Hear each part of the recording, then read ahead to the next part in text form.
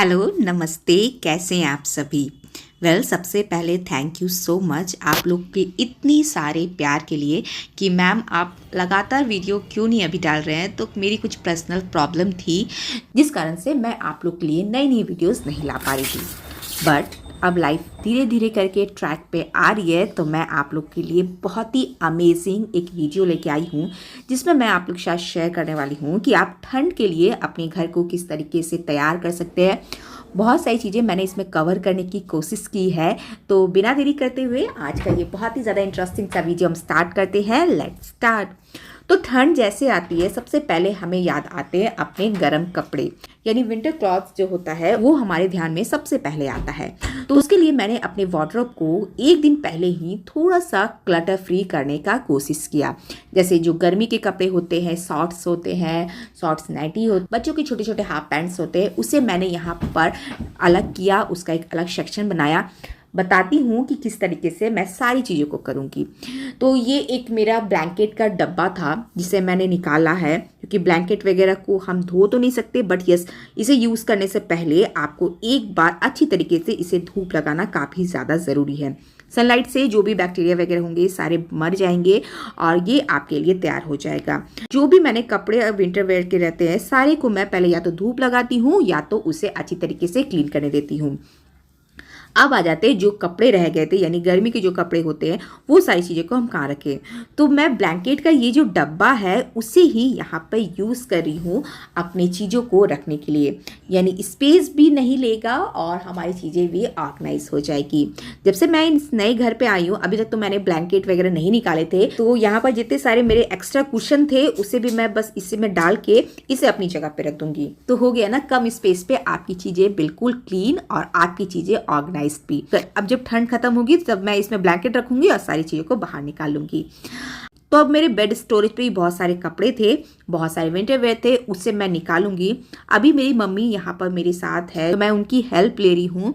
अमित नहीं है, तो ये मैं दिन पे काम कर रही थी, तो मम्मा ने काफ़ी ज़्यादा हेल्प किया इन सारी चीज़ों में।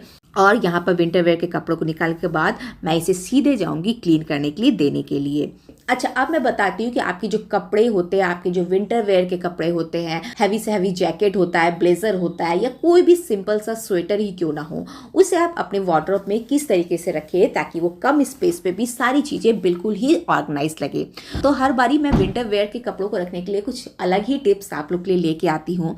इस बार ही सोचा है कुछ अलग लाऊंगी, कुछ आप लोग के लिए यूजफुल लाऊंगी। तो मैंने जब अपने वार्डरोब को देखा, यहाँ पर अगर मैं कपड़ों को या स्वेटर को फोल्ड करके रखूँ तो या तो कपड़े इधर से उधर होंगे, तो स्पेस की दिक्कत होगी। तो उससे अच्छा ये होगा कि आप अपने किसी भी तरह के स्वेटर, ब्लेजर या हैवी ब्लेजर को या कोट को आप हैंग करके रखें। यहाँ पर आप हैंगर का यूज़ करें, जो भी चीज़ आप रखें उसे हैंगर में करके रखें। इनर वेयर हो जाता है, बॉटम वेयर हो जाता है, या कोई कुर्ती हो जाती है स्वेटर वाली, उसे आप फोल्ड करके रखिए। ये एक बेस्ट तरीका है अपनी चीज़ों को ऑर्गेनाइज करने का। एक तो विजिबल भी रहेगी, फिर क्या एक आसान बात इसमें ये आ जाती है कि आप चीज़ों को जहाँ से लीजिएगा, काम हो जाने के बाद या क्लीन हो जाने के बाद आप वापस से उसी जगह पे उस चीज़ को रखिएगा। ऐसे में बहुत सारे ऑर्गेनाइजेशन टिप्स आप लोग के लिए लाने वाली हूँ आने वाली वीडियोस में। तो थोड़ा सा लाइफ जैसे ट्रैक पे आ रही है, मैं आप लोग के लिए अच्छी वीडियोस लाने के लिए हमेशा कोशिश करती हूँ। तो नीचे वाले जो स्पेस है, मैंने सोचा है क्यों ना विंटर बॉटम वेयर को मैं यहाँ पे रखूँ ताकि इसे एक्सेस करना मेरे लिए आसान हो।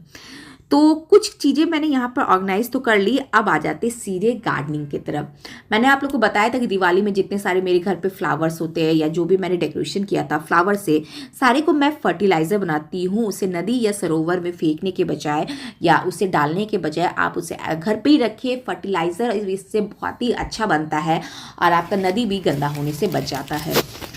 अब आ जाते हैं थोड़ी गार्डनिंग की तरफ, क्योंकि हम सभी चाहते हैं कि विंटर में हमारा गार्डन बहुत ही ज़्यादा खूबसूरत लगे। तो सबसे पहले ये जो तुलसी होता है, तुलसी का प्लांट होता है, उसे मैं अच्छी तरीके से ग्रो करने का टिप सीखती हूँ।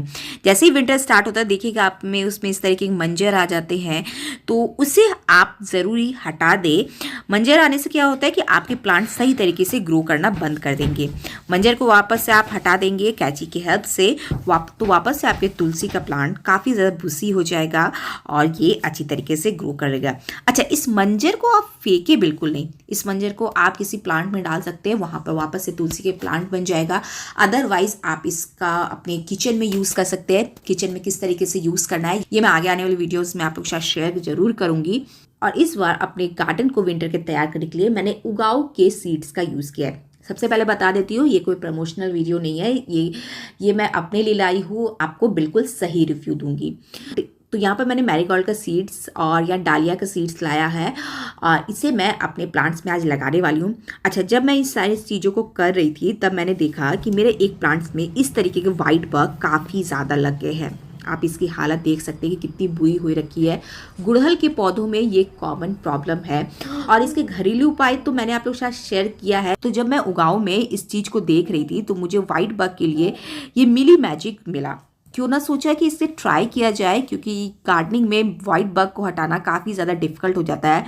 तो इस तरीके से स्प्रे बॉटल इससे बना लेंगे और ठीक अपने प्लांट्स में इसे डालेंगे। कहते तो हैं ये कि ऑर्गेनिक है, आपके प्लांट्स को किसी तरीके के नुकसान नहीं होगा। पर इसकी सही रिव्यू तो मैं आपको नेक्स्ट वीडियो में दे पाऊंगी। मैं कुछ ज़रूर शेयर करूंगी जिससे आपको लिए काफ़ी ज़्यादा हेल्प हो। ये मिली मैजिक कितना ज़्यादा हेल्पफुल है ये तो मैं आने वाले वीडियोस में आप लोग को बता पाऊंगी। अभी ट्राई कर रहे हैं, सही रिव्यू का इंतज़ार करें। तो यहाँ पे मैंने मैरीगोल्ड का सीड दिया है। ये 100 रुपीज़ का पैकेट मुझे पड़ा था और ये इतना सही आया है। सोचा कुछ नया ट्राई करते हैं, इस बार प्लांट्स को खरीद के ना लाके सीड से ही प्लांट्स को ग्रो करते हैं। तो यहाँ मैंने इसे अच्छी तरीके से फैला दिया है और एक पतली सी मिट्टी की लेयर मैं इसके ऊपर डालूंगी। फिर पानी डालेंगे और इसे 3 दिन लगता है जर्मिनेट होने में। तो वीडियो क्लास में मैं दिखाऊंगी कि 3 दिन बाद ये अच्छी तरीके से ग्रो किया कि नहीं। और इसी तरीके से मैंने डालिया के प्लांट्स को भी लगाया है। तो डालिया के प्लांट्स को लगाने के लिए मैंने 10 इंच का लगभग पॉट लिया है।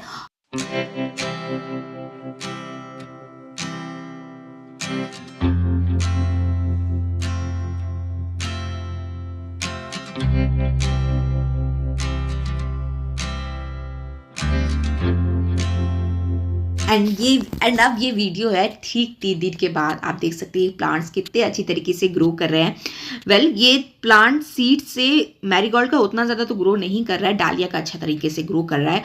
तो जैसा कि ठंड में आपके घर को हर एक कोने की आपकी ज़रूरत होती है और उसे चेंज करना भी काफ़ी ज़्यादा इंपॉर्टेंट होता है। उसमें से आ जाता है आपका शू रैक, क्योंकि ठंड के दिनों में सैंडल एंड क्रॉक्स जगा लेते हैं शूज़ का।